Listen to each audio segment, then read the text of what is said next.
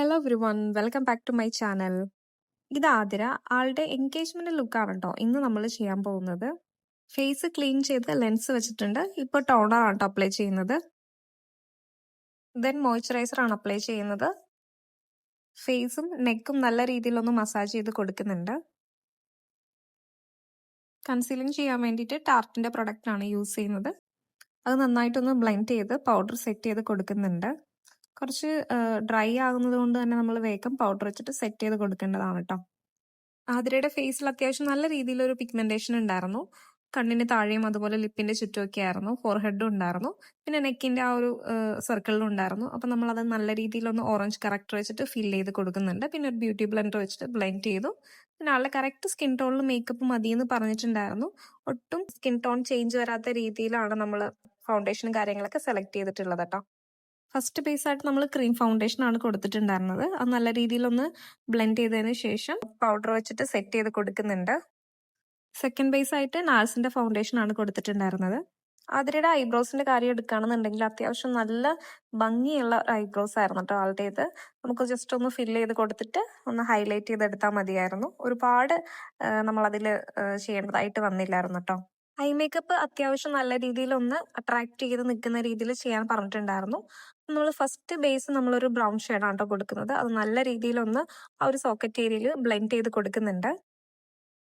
മേളിൽ ബ്ലെൻഡ് ചെയ്ത അതേ ഷെയ്ഡ് വെച്ച് തന്നെ ബട്ടർ ലൈനിന്റെ താഴെയും ബ്ലെൻഡ് ചെയ്ത് കൊടുക്കുന്നുണ്ട്. ആളുടെ കോസ്റ്റ്യൂമിന് സ്യൂട്ട് ആവുന്ന രീതിയിലുള്ള ഒരു ഐ മേക്കപ്പ് ആണ് നമ്മൾ പ്ലാൻ ചെയ്യുന്നത് കേട്ടോ. ലൈറ്റ് പിങ്കും ഒരു മെറൂൺ ഷെയ്ഡും കൂടെ മിക്സ് ചെയ്തിട്ട് നമ്മളൊരു ഷെയ്ഡ് ആൾക്ക് ഫസ്റ്റ് ബേസ് ആയിട്ട് തന്നെ കൊടുക്കുന്നുണ്ട്. ഹുദ ബ്യൂട്ടിയുടെ പാലറ്റിൽ നിന്നാണ് ഞാൻ ഈ ഷെയ്ഡ്സ് എടുത്തിട്ടുള്ളത്.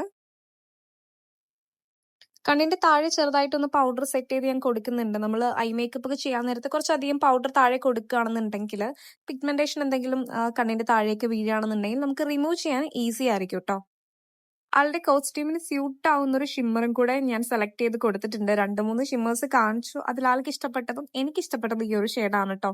ആക്ച്വലി നല്ല ഭംഗിയുള്ള ഒരു ഷിമ്മറാണിത്. ഞാൻ യൂസ് ചെയ്യുന്ന പാലറ്റ്സ് എല്ലാം ഹുദ ബ്യൂട്ടിയുടെ ആണ് കേട്ടോ. എനിക്ക് അതിന്റെ ഷിമ്മേഴ്സ് ആണെങ്കിലും ഷെയ്ഡ്സ് ആണെങ്കിലും ഭയങ്കര ഇഷ്ടമാണ്. നല്ല ഫിനിഷിംഗ് ആണ് ആ ഒരു ഷെയ്ഡ്സ് ഒക്കെ നമ്മൾ യൂസ് ചെയ്യുമ്പോഴാണെങ്കിലും ഷിമ്മേഴ്സ് ഒക്കെ ആണെങ്കിലും നല്ല ലോങ് ലാസ്റ്റിംഗ് ആയിരിക്കും കേട്ടോ. ഐ ലൈൻ ചെയ്യാൻ വേണ്ടിയിട്ട് ഇൻക്ലോട്ടിന്റെ ജെൽ ഐലൈനർ ആണ് യൂസ് ചെയ്യുന്നത്.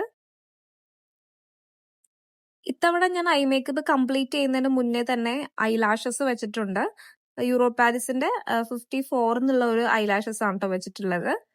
പിന്നെ നമ്മൾ താഴത്തെ ഭാഗവും കൂടെ ഒന്ന് എഴുതി കൊടുക്കും. അപ്പൊ എനിക്ക് കുറച്ചും കൂടെ എന്തോരം ഐക്ക് പ്രൊജക്ഷൻ കൂട്ടണം അങ്ങനെയുള്ള കാര്യങ്ങളൊക്കെ എനിക്ക് ലാഷസ് വെച്ച് കഴിയുമ്പോൾ കുറച്ചും കൂടെ ഐഡിയ കിട്ടാറുണ്ട്. അതുകൊണ്ട് ഞാൻ ലാഷസ് കംപ്ലീറ്റ് ചെയ്യുന്നതിന് മുന്നേ തന്നെ വെച്ചിട്ടാണ് ഐ മേക്കപ്പ് ഫിനിഷ് ചെയ്യുന്നത് കേട്ടോ.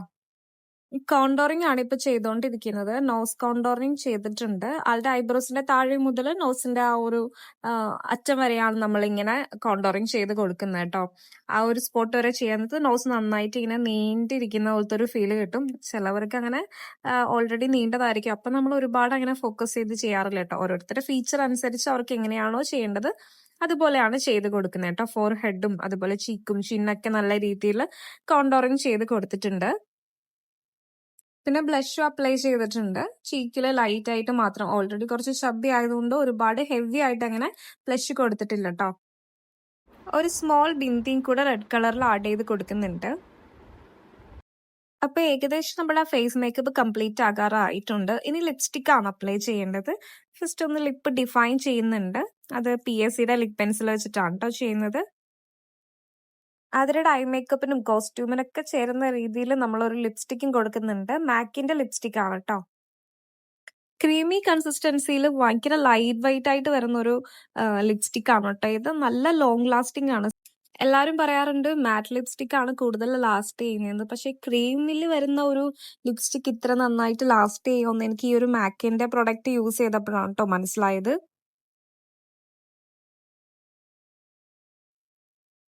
ഹൈലൈറ്റിംഗ് ആണ് ഇപ്പോൾ ചെയ്തുകൊണ്ടിരിക്കുന്നത്. മാക്കിന്റെ പ്രൊഡക്റ്റ് ആണ്. വളരെ നാച്ചുറൽ ആയിട്ട് മാത്രമാണ് കേട്ടോ ഈ ഹൈലൈറ്റിന്റെ ഗ്ലോ വരുന്നത്. ചീക്കും ചിന്നും നോസും ഫോർഹെഡൊക്കെ ഞാൻ ഹൈലൈറ്റിംഗ് ചെയ്ത് കൊടുക്കുന്നുണ്ട്.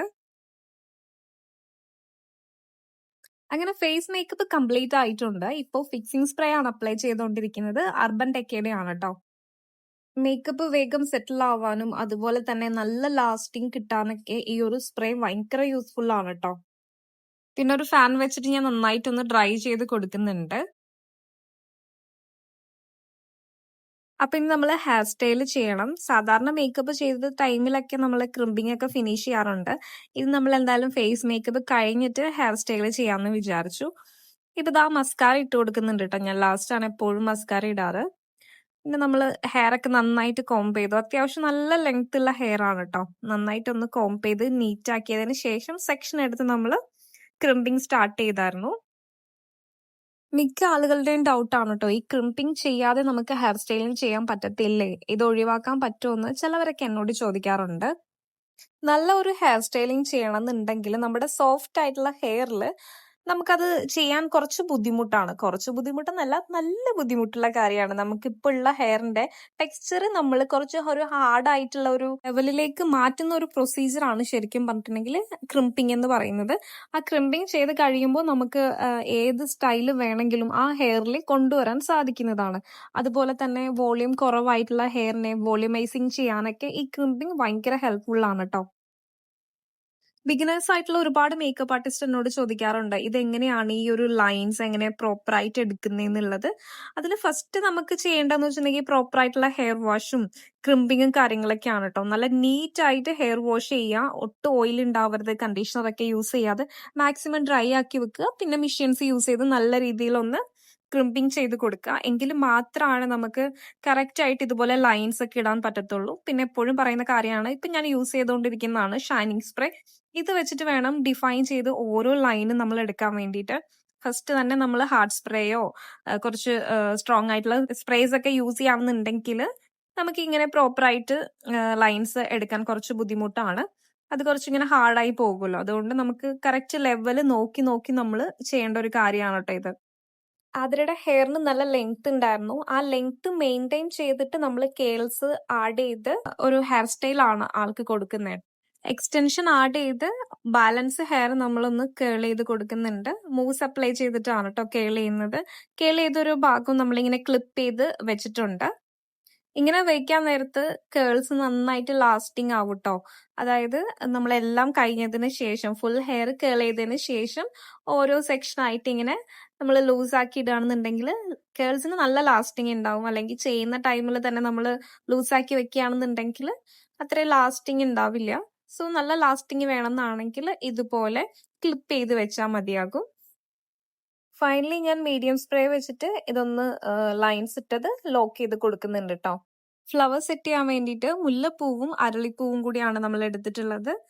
ഫസ്റ്റ് ഇതാ ഒരു 4-5 മുഴം പൂവ് നമ്മൾ 2 ലെയർ ആയിട്ടൊന്ന് ട്വിസ്റ്റ് ചെയ്തിട്ട് ഒരു ഡോണറ്റ് കട്ട് ചെയ്ത് ഓൾറെഡി അവിടെ സെറ്റ് ചെയ്ത് വെച്ചിട്ടുണ്ട്. ഈ സ്ലൈഡൊക്കെ കറക്റ്റ് ആയിട്ട് ഇരിക്കാൻ വേണ്ടിയിട്ട് അതുപോലെ സെറ്റ് ചെയ്തിട്ടുണ്ട്. ദെൻ നമ്മൾ അതിന്റെ ആ ഒരു പോർഷനിൽ നന്നായിട്ട് ഫ്ലവർ ഒന്ന് ചുറ്റി കൊടുക്കുന്നുണ്ട് ട്ടോ. ലൂസ് ഹെയറിൽ നമ്മൾ ഇങ്ങനെ ഫ്ലവർ ചുറ്റാൻ നേരത്ത് നമ്മളത് നന്നായിട്ട് ഹോൾഡ് ആയിട്ട് അവിടെ ഇരിക്കാൻ വേണ്ടിയിട്ട് ഇങ്ങനെ നെറ്റ് കട്ട് ചെയ്ത് സെറ്റ് ചെയ്ത് കൊടുക്കുകയാണെന്നുണ്ടെങ്കിൽ പിന്നെ അത് ലൂസായി പോരുമോ എന്നുള്ള ടെൻഷനോ കാര്യങ്ങളോ ഒന്നും വേണ്ട ട്ടോ. അതിലങ്ങനെ സ്ട്രോങ് ആയിട്ട് യൂപിൻ ആണെങ്കിലും സ്ലൈഡ് ആണെങ്കിലും ഇരുന്നോളും. കോസ്റ്റ്യൂമിന് സ്യൂട്ട് ആയിട്ടുള്ള ഫ്ലവേഴ്സ് വാങ്ങിച്ചോളാൻ ആളോട് പറഞ്ഞിട്ടുണ്ടായിരുന്നു. അപ്പൊ ആള് വാങ്ങിയിട്ടുണ്ടായിരുന്നത് ഇതുപോലെ റെഡും പിങ്കും കൂടെ മിക്സ് ചെയ്തിട്ട് അരളി കെട്ടി വാങ്ങി. അതുപോലെ റോസും വാങ്ങിയിട്ടുണ്ടായിരുന്നു. അപ്പൊ നമ്മൾ മുല്ലപ്പൂ വെച്ചതിന് ശേഷം താഴെ ദാ ഇതുപോലെ അരളി സെറ്റ് ചെയ്യാന്ന് വിചാരിച്ചു. പിന്നെ റോസും കൂടെ വെക്കുകയാണെന്നുണ്ടെങ്കിൽ ഓവറായി പോകും. അതുകൊണ്ട് നമ്മൾ ദാ ഇങ്ങനെ വെച്ചിട്ട് അങ്ങ് സെറ്റ് ചെയ്ത് വിടുകയാണ് കേട്ടോ ചെയ്തത്. കേൾ ചെയ്ത ഹെയർ കുറച്ചിങ്ങനെ ഫ്രണ്ടിലേക്ക് ഇട്ട് കൊടുത്തിട്ടുണ്ടായിരുന്നു. അങ്ങനെ ഓൾമോസ്റ്റ് വർക്ക് കംപ്ലീറ്റ് ആയിട്ടുണ്ട്. പിന്നെ മാട്ടി അങ്ങനെയുള്ള കാര്യങ്ങളൊക്കെ സെറ്റ് ചെയ്ത് കൊടുക്കാനുണ്ടായിരുന്നു. ഷോൾ ഉണ്ടായിരുന്നു. അതെല്ലാം ഒന്ന് പിൻ ചെയ്ത് കൊടുക്കണം. അപ്പൊ ആള് വാങ്ങിയിട്ടുണ്ടായിരുന്ന ഒരു മാട്ടിയാണ് ട്ടോ ഇത്. ആളുടെ കോസ്റ്റ്യൂമിന് നന്നായിട്ട് സ്യൂട്ട് ആയിട്ടുണ്ടായിരുന്നു. അതിനെ ഫസ്റ്റ് കണ്ടപ്പോ തന്നെ എനിക്കൊരു ക്ലാസിക്കൽ ഡാൻസറിന്റെ ഒരു ലുക്ക് ഫീൽ ചെയ്തു ട്ടോ. കാരണം എന്ന് വെച്ചിട്ടുണ്ടെങ്കിൽ ലോങ് ഹെയർ, നല്ല കണ്ണ്, നല്ല പിരികം. സാധാരണ നമ്മൾ ഡാൻസേഴ്സിനൊക്കെ സാധാരണ കണ്ടുവരുന്ന ഒരു ഫീച്ചേഴ്സ് ഒക്കെ ഉണ്ടല്ലോ, അതൊക്കെ ആതിരയ്ക്ക് ഉണ്ടായിരുന്നു. എന്റെ ഊഹം കറക്റ്റ് ആയിരുന്നു. ആളൊരു ഡാൻസർ തന്നെയായിരുന്നു ട്ടോ. ആതിരയുടെ പ്ലേസ് വന്നിട്ട് ഇടുക്കി ഏലപ്പാറയിലാണ് ട്ടോ. നമ്മുടെ ലൊക്കേഷനൊക്കെ ഭയങ്കര ഭംഗിയുള്ളതായിരുന്നു.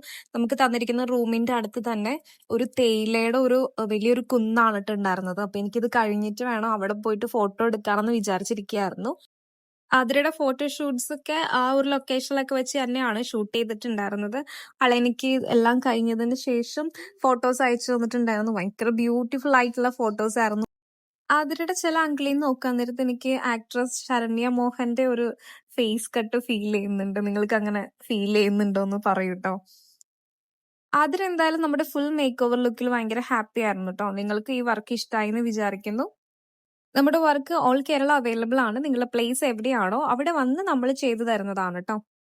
ബ്രൈഡൽ എൻക്വയറീസോ കാര്യങ്ങളുണ്ടെങ്കിൽ നിങ്ങൾക്ക് ഡയറക്റ്റ് കോൺടാക്ട് ചെയ്യാനും അതുപോലെ തന്നെ DM ചെയ്യാനൊക്കെയുള്ള ഓപ്ഷൻസ് അവൈലബിൾ ആണ്. താഴെ ഞാൻ എന്റെ കോൺടാക്ട് നമ്പറും ഇൻസ്റ്റ ID ഒക്കെ മെൻഷൻ ചെയ്യുന്നതാണ് ട്ടോ.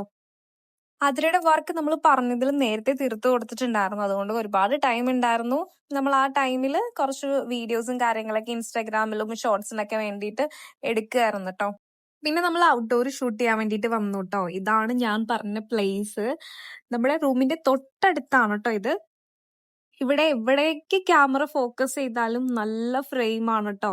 പ്രൈഡിന്റെ ഒരുപാട് ഫോട്ടോസും വീഡിയോസും ഒക്കെ നമ്മൾ എടുത്തിട്ടുണ്ടായിരുന്നു. അപ്പൊ അത്രയേ ഉള്ളൂ. Thank you so much for your watching.